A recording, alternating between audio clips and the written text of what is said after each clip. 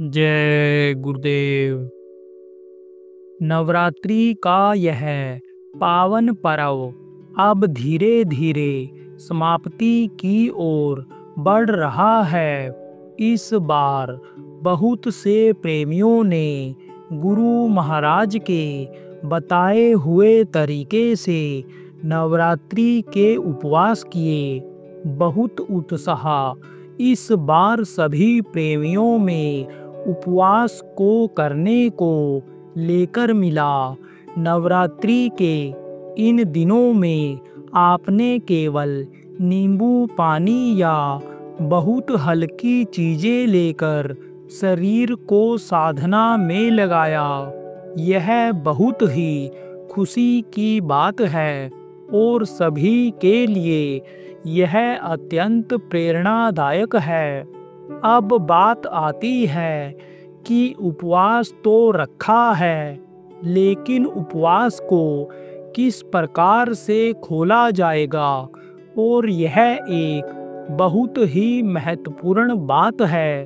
तो यह समय बहुत नाजुक होता है, जैसे कोई दीपक 9 दिनों तक धीरे धीरे जलता रहे और फिर उस पर अचानक से तेज हवा का झोंका आ जाए तो वह दीपक बुझ सकता है। वैसे ही हमारा शरीर भी इन 9 दिनों के उपवास से बहुत ही संवेदनशील और हल्का हो चुका है।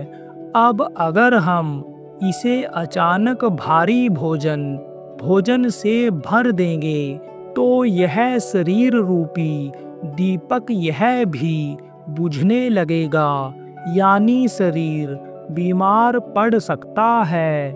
कई जगह से जानकारी में आया है कि नवरात्रि का उपवास रखने वाले कुछ प्रेमियों का ऐसा विचार है कि वे व्रत के अंतिम दिन छोले भटूरे, समोसे पकोड़े और मतलब इस तरह की चटपटी चीजें खाएं।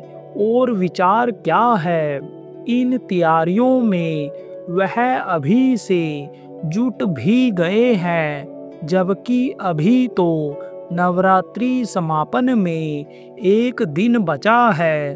अब आप सोचिए, 9 दिनों तक शरीर हल्का और अंदर से आराम की स्थिति में रहा, उसका पाचन धीमा हो गया।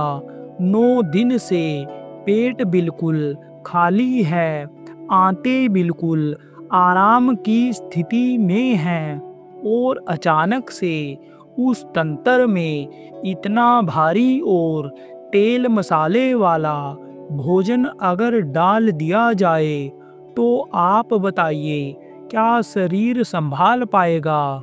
अगर ऐसे समय में आप अचानक से पूरी सब्जी, छोले भटूरे या मिठाई वगैरह कुछ खा लें तो क्या होगा? शरीर का सारा सिस्टम हिल जाएगा, पेट फूल जाएगा, गैस बनेगी, उल्टी दस्त तक हो सकते हैं, और कई बार इतना बुरा असर पड़ सकता है और पड़ता भी है कि अस्पताल तक जाना पड़ सकता है। तो 9 दिन का व्रत और 1 दिन की बेवकूफ़ी, यह 1 दिन की लापरवाही, यह पूरा बैलेंस बिगाड़ कर रख देगी, आपके स्वास्थ्य को डैमेज कर देगी, खत्म कर देगी। उल्टे फायदे की जगह आपको नुकसान होगा। मतलब 9 दिनों की तपस्या, 9 दिनों की भक्ति सब एक ही झटके में मिट्टी में मिल जानी है। इसलिए इस उपवास का, इन 9 दिनों की तपस्या का असली फल हमें तभी मिलेगा जब हम व्रत को खोलने में समझदारी दिखलाएंगे, उतावलापन नहीं करेंगे। तो आइए जानते हैं कि व्रत खोलने का सबसे सुरक्षित और अच्छा तरीका क्या है? तो सबसे पहले बात यह है कि व्रत खोलना कब है।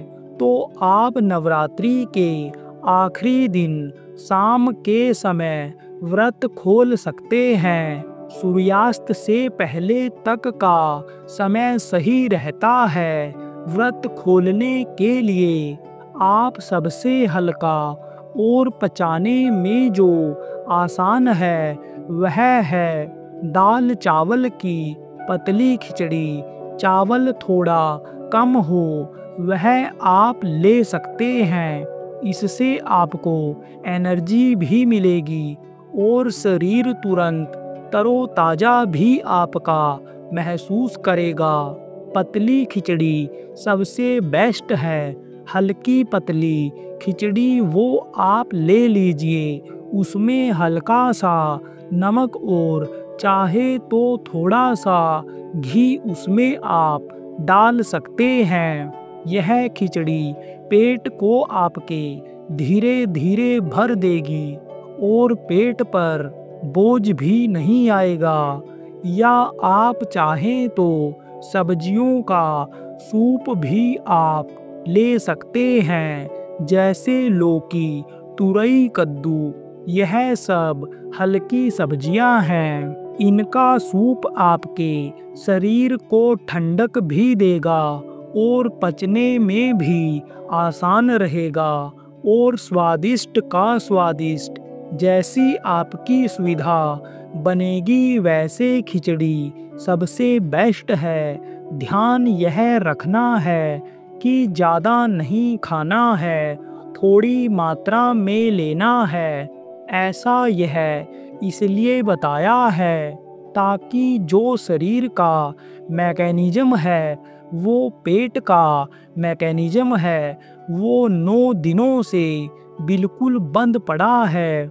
जो उसकी मशीनरी है वो धीरे धीरे हरकत में आने लगे।